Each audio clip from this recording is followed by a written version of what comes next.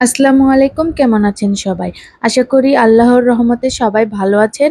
আমিও আল্লাহর রহমতেও আপনাদের দোয়ায় ভালো আছি।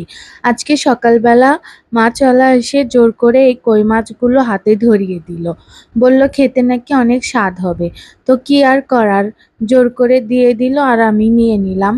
আর এইদিকে দেখুন এই মাছটা কিরকম তিরিং-বিরিং করে নাচানাচি করছে।